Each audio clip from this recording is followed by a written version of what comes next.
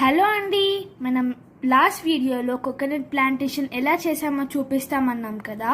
So ఈ పార్ట్లో ఎలా చేసామో చూద్దాం.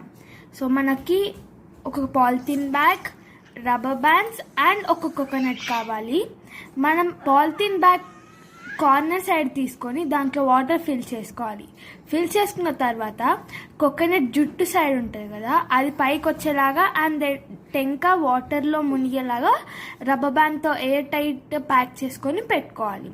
అలా ఒక 40 to 50 days డార్క్ ప్లేస్లో పెట్టుకున్నాక మనకి కోకోనట్ సైడ్ నుంచి మొలక అనేది వస్తుంది. ఆ మొలక ఇక్కడ చూసారా, మేము ఆల్రెడీ ప్లాన్ చేసిన దాంట్లో అలా మొలక వచ్చింది. సేమ్ దానికి కూడా అలానే వస్తుంది. ఈ మొలకని మనం ఏం చేయాలంటే, బయట నర్సరీలో పాలిథీన్ కవర్స్ ప్లాంటేషన్ కోసం అంటే ఇస్తారు. ఆ పాలిథీన్ కవర్స్లో మనము ఆ మొలక వచ్చిన సైడ్ పైకి పెట్టుకొని ప్లాంట్ చేసుకోవాలి. ఈ మొలక పై సైడ్ వచ్చేలాగా మనం పాలిథీన్ బ్యాగ్లో ప్లాన్ చేసుకోవాలి. ఇది అలా ప్లాన్ చేసుకున్నాక కొన్ని రోజులకి ఇది ఫస్ట్ స్టేజ్. ఈ ఫస్ట్ స్టేజ్ ఇంత పెద్దగా పెరుగుతుంది. మా దగ్గర ఉన్న దాంట్లో అయితే ఇది ఫస్ట్ స్టేజ్. అండ్ ఇక్కడ ఉన్న అన్ని కోకోనట్ ప్లాంట్స్ కూడా మేము అలానే ప్లాన్ చేసుకున్నాం.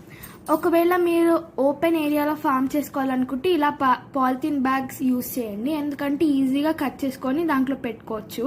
ఇంత పెద్దగా పెరిగాక అలా పాలిథిన్ బ్యాగ్స్ తీసుకెళ్ళి మనము డైరెక్ట్ ఆ ఏరియాలో ప్లాంట్ చేసుకోవచ్చు.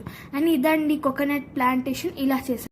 ఒకవేళ మీకు నచ్చినట్టయితే మీరు కూడా ట్రై చేసి ఎలా వచ్చిందో కామెంట్ చేయండి.